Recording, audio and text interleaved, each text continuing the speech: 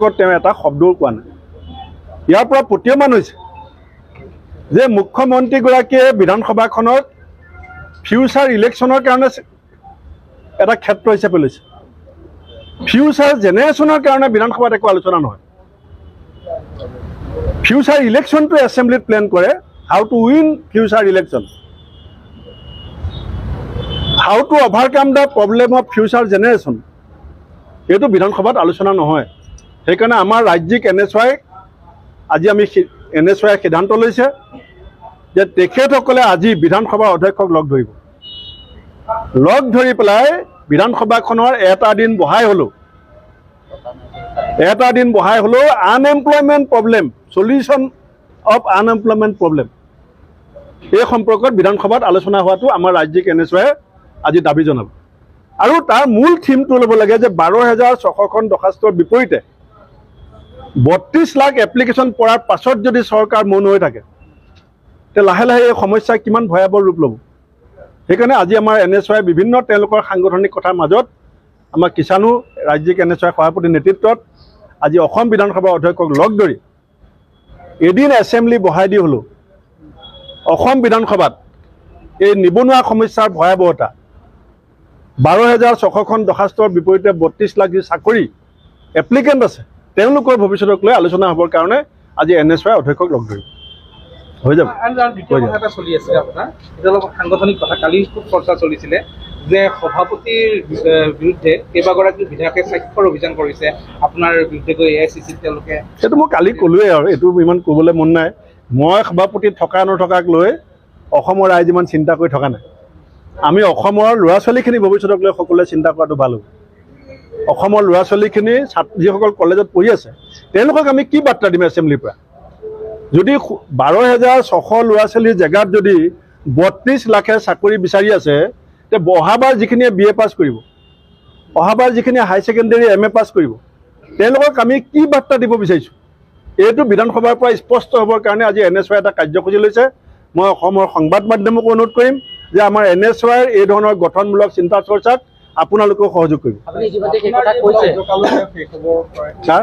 আপোনাৰ যিটো সভাপতি কাৰ্যকাল এতিয়া কলিগ হিচাপত বা সতীৰ্থ হিচাপত এনেকুৱা সম্ভাৱ্য কোন আছে যি আপোনাৰ? মই বাৰে বাৰে কৈছোঁ, মই চাগিলে কংগ্ৰেছৰ ইতিহাসত একমাত্ৰ সভাপতি, মই কেতিয়াও দিল্লী নেতৃত্বক গৈ মোক সভাপতি দিয়ক বুলি কোৱা নাই। আৰু দিল্লীত মোৰ নেতাই জানে যে ভূপেন বৰা ডাঙৰীয়া এগৰাকী দলৰ প্ৰতি আনুগত্যশীল ব্যক্তি।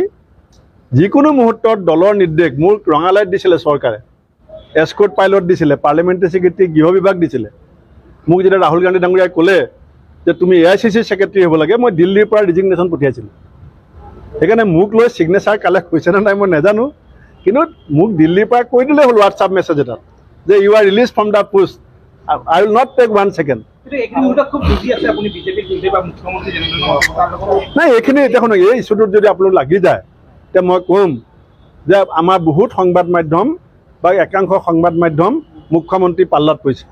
কেলৈ মুখ্যমন্ত্ৰী এতিয়া এছেম্বলিখন কোনফালে ঘূৰাই আছে? এটা জাতি এটা ধৰ্মক লৈ গোটেই এছেম্বলিখন পৰিচালনা কৰিছে। যিটো কাৰণে অংগনাবাদীৰ কথা আলোচনা নহ'ল, যিটো কাৰণে আশাকৰ্মী আন্দোলন আলোচনা নহয়, টেটৰ শিক্ষকৰ কথা আলোচনা নহয়, চাহ শ্ৰমিকৰ কথা আলোচনা নহয়, 6 জনগোষ্ঠীৰ কথা আলোচনা নহয়, বিপ্লৱ শৰ্মাৰ প্ৰতিবেদন আলোচনা নহয়, অসম চুক্তিৰ 6 নং দফা আলোচনা নহয়। কিমান কৌশলেৰে মুখ্যমন্ত্ৰীয়ে জ্বলন্ত সমস্যাবিলাক গাপ দিছে।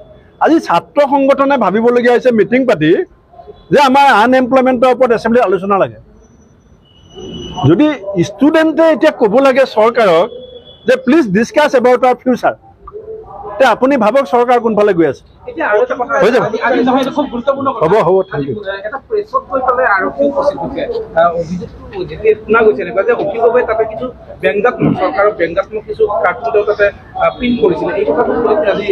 প্ৰিণ্টিং প্ৰেছ এটাত এগৰাকী জনপ্ৰতিনিধিয়ে নিজৰ দায়িত্ব সহকাৰে কিবা যদি প্ৰিণ্ট কৰিবলৈ গৈছে, তাৰ কাৰণে প্ৰেছটো কেনেকৈ জগৰীয়া হ'ব?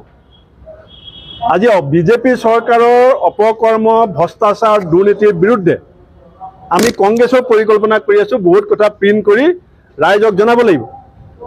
আমি বিজেপিৰ বিৰুদ্ধে ইতিমধ্যে মহা অভিযোগ উলিয়াইছিলোঁ মহা অভিযোগ সঁচা নে মিছা মুখ্যমন্ত্ৰীয়ে কওক। মহা অভিযোগ প্ৰিণ্ট কৰা প্ৰেছটোক গৈ পেলাই আক্ৰমণ কৰি এইটো কাপুৰুষালি। গণতন্ত্ৰক যদি তেওঁ ভাবিছে যে ডিঙি চেপি পেলাই হাতেৰে হত্যা কৰিম, মুখ্যমন্ত্ৰীয়ে ভুল ভাবি আছে। এতিয়া অসমৰ মানুহে হিমন্ত বিশ্ব শৰ্মা ডাঙৰীয়াক ভয় নকৰে। পুলিচ দেখুৱাই, মিলিটাৰী দেখুৱাই, লাঠি দেখুৱাই এতিয়া ভয় খুৱাবলৈ চেষ্টা কৰি লাভ নাই। আপোনাৰ জনসমৰ্থন কমি আহিছে, আপোনাৰ প্ৰতি মানুহৰ বিশ্বাস কমি আহিছে, আপোনাৰ প্ৰতি ৰাইজৰ আস্থা কমি আহিছে। আপুনি পাৰে যদি বিশ্বাস আস্থা ঘূৰাবলৈ চেষ্টা কৰক। মই সেইটোৱে কৈ আছোঁ। আজি গৃহৰক্ষী জোৱানসকল কোন? তেওঁলোকে যে জাতি মাতি ভেটি বুলি কৈছিলে, এই গৃহৰক্ষীখিনি আমাৰ জাতীয় সন্তান নহয় জানো? তেওঁলোক আমাৰ অসমীয়া সন্তান নহয় জানো? গৃহমন্ত্ৰীৰ দায়িত্বত থকা মুখ্যমন্ত্ৰী ডাঙৰীয়াই মুহূৰ্তটোৰ কাৰণেও তেওঁলোকৰ খবৰ লৈছেনে? তেওঁলোকৰ সম্পৰ্কত কিবা আলোচনা হৈছেনে? নহয় এক আলোচনা। দিনটো এছেম্বলি পাৰ কৰি দিছে কেলে? এটা বিষয়ত, কেৱল ইলেকশ্যন প্ৰিপেৰেশ্যন। মই ভাবোঁ যে সকলোৱে এই কথাটো বুজি পোৱা সময় আহিছে যে আমাৰ সমস্যা এতিয়া বিধানসভাত আলোচনা নহয়।